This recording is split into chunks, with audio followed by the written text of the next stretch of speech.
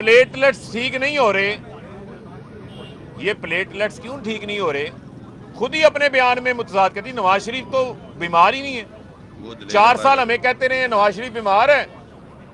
ये डॉक्टर में Harley clinic में अमेरिका में इलाज हो रहा है, पता चला बाद में इलाज कहाँ हो रहा है, बर्गर पिज्जे खा के इलाज हो रहा है। पता चला इलाज कहाँ हो रहा है, लस्सियां पाए खाकर इलाज हो रहा है।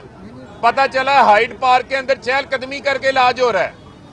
पता चला है कि गुची ल्यू वॉटन के ब्रांड्स की शॉपिंग करके इलाज हो रहा है। भाई ये कौन सा इलाज है? ये कौन सी मेडिकल साइंस मरियम सफ्दर आपने निकाली है जो किसी और मरीज के लिए तो वो इलाज नहीं, आपका इलाज लंदन में वो हो रहा है। हमें पता है कि आपका इलाज कहाँ होना है। आपकी इलाज और तसल्ली बख्श जो मरम्मत है वो डयाला जेल के अंदर होनी है। आपके लिए जो डॉक्टर है वो डयाला जेल के अंदर बैठा होगा, वो आपका इलाज करेगा। ये प्लेटलेट्स आपके वहां ठीक नहीं होने, वो 4 साल से छुप के बैठा हुआ है। इमरान खान तो पाकिस्तान में, उसका जीना मरना पाकिस्तान के अंदर है, वो अवाम के अंदर मौजूद है। और आज आप जिनके सर के ऊपर बैठ के ये बड़े बड़े दावे कर रहे हैं, तो मुझे ये बताएं इनकी तारीख क्या है? आज किस मुंह से अदलिया के ऊपर तनकीद कर रहे हैं?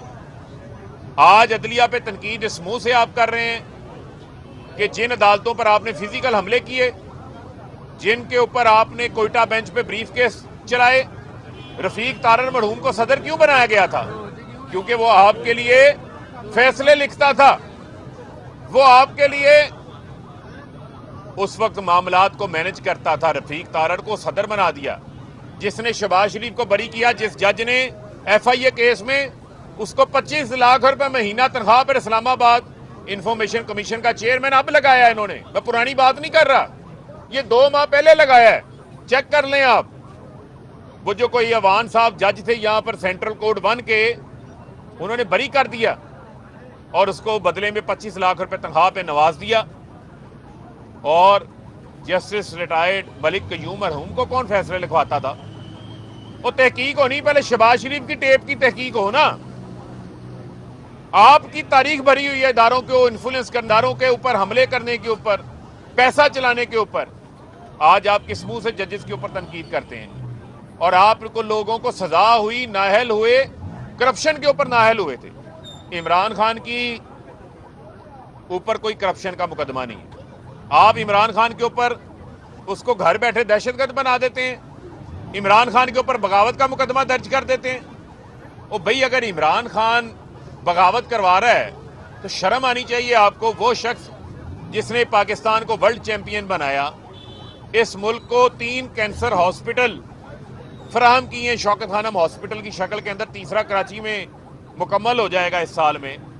तालीम के मैदान में नमल यूनिवर्सिटी बनाई, सूफीज़म की तालीम देने के लिए अब्दुल कादिर यूनिवर्सिटी बनाई है। वो इमरान खान जब उनकी डाइवोर्स हुई, कानून के मुताबिक जमाइमा की जायदाद जो कि उनके वालिद दुनिया के अमीर तरीन लोगों में शामिल थे, आधा पैसा इनको मिलना था बरतानवी कानून के मुताबिक, वो उन्होंने छोड़ दिया। जो एक वजीर आजम जिसके एक दस्तखत से अरबों रुपए इधर उधर हो सकते हैं, उसके ऊपर आप कहते हैं जी तोशाखाना की घड़ी निकल आई है। और ये तोशाखाना में से जो शोशाखाना आपने छुपाया हुआ है, लेकर आओ रिकॉर्ड। पता चले ये BMW, ये मर्सिडीज गाड़ियां, ये जो 75 तोशाखाना के तोहफे नवाज शरीफ घर लेके गया है, ये माले मुफ्त दिले बेरहम के तौर पे लेके गया है।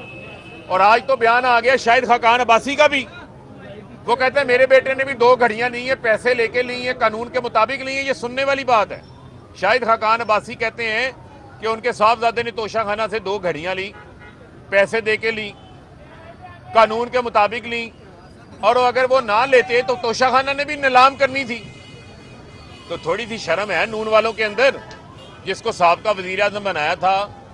तो भाई इमरान खान ने कौन सा गैर कानूनी काम किया? इमरान खान ने भी पैसे देकर तहाइफ लिए हैं, आपकी तरह नहीं है कि मुल्क के खजाने को पड़े हो तो खाली कर दिया है, पड़े हो तो खोखला कर दिया है, कौम के पीछे लगे हो तो कौम की अखलाकियात को तबाह कर दिया। खाता है तो लगाता है अभी।